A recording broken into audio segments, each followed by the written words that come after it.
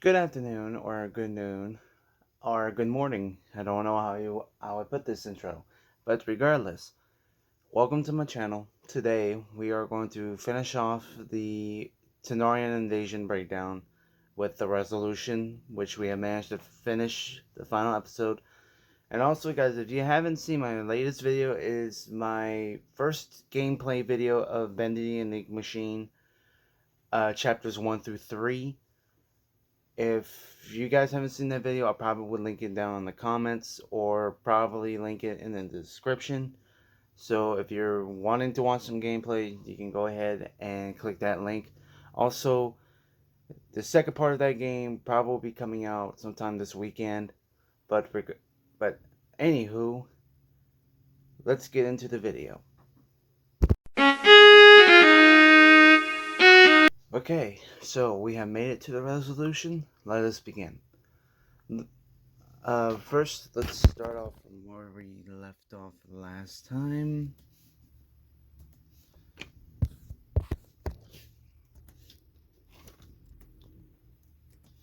Okay.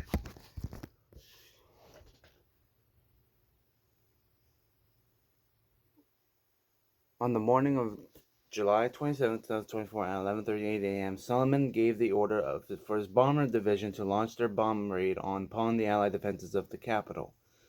The forces within the city scrambled to look for cover from the incoming bombs, but only a few men and one Kandaharian tank survived. Once the raid was over, Solomon ordered his infantry to charge and invade the city of Buja. The men who survived the bombing manned their positions and began to open fire upon the massive Tanarian force. The Tanarians returned with firing their guns, picking off the remaining defenders one by one until 8 men had enough and surrendered to them. Solomon ordered his men to bind the prisoners in cuffs and place them in one of the military prisons. Solomon would then call the leader of Nigeria and told him that he has captured the capital, and if he would want his soldiers and civilians spared, he must surrender to him and give up on the war. Salem, fearing for the safety of his people, had to go with the deal of him surrendering the war in order to spare his people in order to save his country and spare his people. So he told Solomon that he surrendered and that Kandahar has also decided to surrender to save the Nigerians and Kandaharian soldiers that are still lingering. Solomon was glad that Nigeria had given up along with Kandahar. He told President Lumiere of Kandahar that he would spare his army if he evacuated his forces from Nigeria, and once he wins the war, they can negotiate terms of peace. Lumiere had called all of his remaining forces in Nigeria to retreat, and as they were marching back into their colony, the soldiers were mixed between being relieved and angry that they were out of the war. Solomon, happy with having Nigeria under his jurisdiction completely, ordered Ashra to prepare his forces to march for Egypt, while he would have the remainder of their unit holding Nigeria captive. Ashra had gathered his forces and are now on their way to Egypt. The Allies reinforced the defenses of every fort that they had recaptured, while the Egyptians and Botswanans will be setting up defenses in the city of Tyro. On Monday, July 29th, 2024, Solomon's forces were still marching their way towards the southern part of Egypt to reach the nearby village of Khartoum. But as they were marching, they would soon meet their Red Hantian and Budapestian forces, in which Solomon was happy. But he would also hear news from his allies that a Italian convoy is on their way to the capital, along with some Botswanan and Basanjan soldiers, and that they would be on the same travel route that they are marching on. Solomon and Ashra knew that this could be their opportunity to win the war, and told everyone to set up an ambush position among the trees.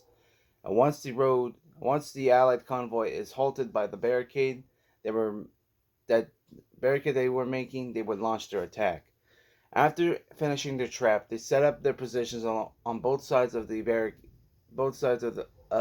road and waited for them to arrive. 47 minutes later, the convoy arrived, and the leader of the Italian forces was General Anthony Venditti.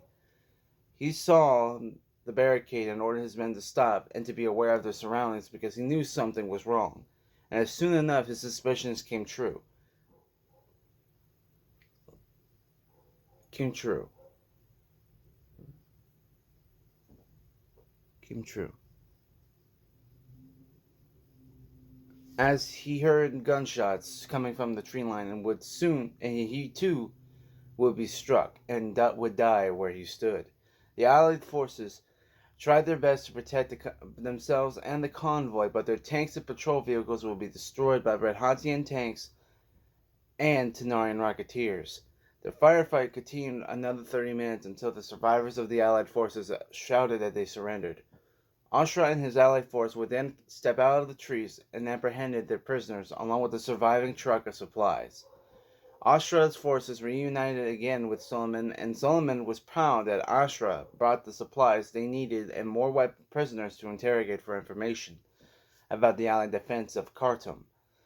But for now, he wants all of his forces to rest and have enough energy and morale to continue their objective.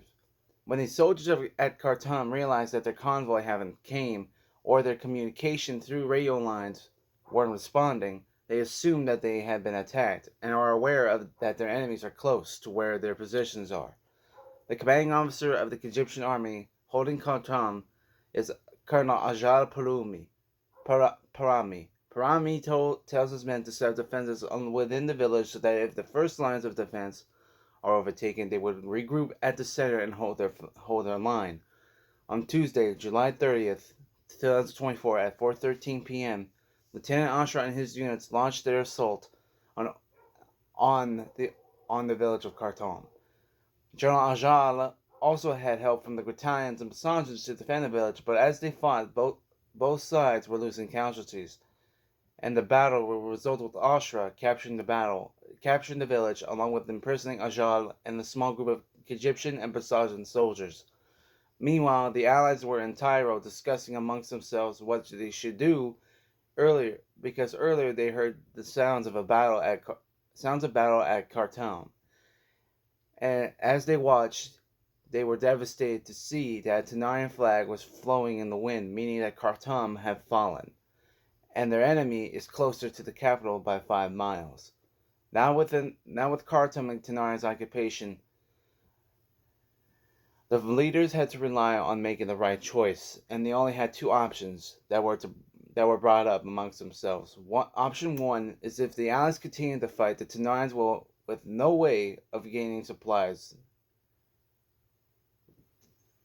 the risk of Ketchup being wiped from Pacifica and the colonial empires losing their economical power and militaristic strength were high, and could result every nation to either be extinct or weakened to the point where it could be years to recover. Option 2 was that they should end the war by surrendering to Tanarian, and once Tanarian accepts the surrender, they could meet with each other to discuss terms of peace and have a way where everyone could still have their economical power and strengthen their military. If Tanarian violates its agreement with them, they could go to war again. If Tanarian honors its agreement, then the war wouldn't have continued. So at 4:57 p.m., the Allies agreed to go with option 2 and surrender Ketchup to Tanarian and end the war. Hazim didn't like the decision, but then again he wanted to save his country and his people, so he went with his allies' decision and began to write a letter to Solomon, letting him know that they surrendered. Hazim gave the letter to one of his soldiers and ordered him to go to Khartoum and deliver it to Solomon. And within 40 minutes, the soldier arrived and handed the letter to Solomon. Solomon opened the letter, and it was filled with satisfaction. He won the war, and that his enemies had surrendered. He gained control of himself and told the Egyptian soldier to return to Hazim and tell the Allies that he would meet them to discuss terms of peace.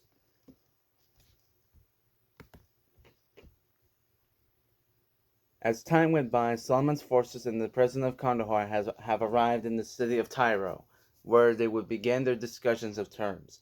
The session started at 6:23 p.m. and it went very well. Solomon and the Allied leaders first talked about exchanging their prisoners of war to be returned home unscathed.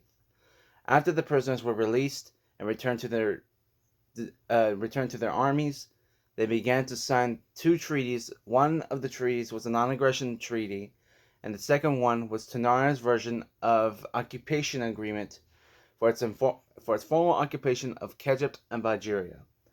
The total casualties of this war was 1,374 soldiers that have died in the battle, died throughout the war from the beginning till the end, and it resulted with the countries of Kegypt and Bulgaria to be colonies for Tanari's empire, and would leave the colonial allies of Alpaca angry that their strategies failed in having to coexist with the enemy as a new colonial power.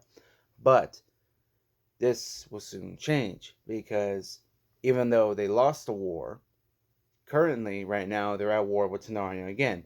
If you want to find out more about Tanarian, what happened now, well, I'm going to give you an explanation. So the Egyptians rioted against Tanarian, they shot a group of rebels shot and killed Tanarian soldiers, along with raiding some of the supplies. So Tanarian, in response, declared war, and Kegypt, knowing that Tanarian has more allies, needed help, so they reached out to the colonial powers again and other allied powers to help them continue this war, which is still going on right now. But regardless, so far the allies are winning, and soon it will be over. And Kegypt will be liberated. But as for Bulgaria, I mean, they're still a small country, and they didn't have a choice, because if they refused, they couldn't fight up against Tanarian because they were massive and powerful. So they're being used right now as puppets, but they do long to be free. So hopefully they do. But that's all I'm going to say for today, and this is the end of the episode. Thank you guys for watching, and I'll see you guys in the next video.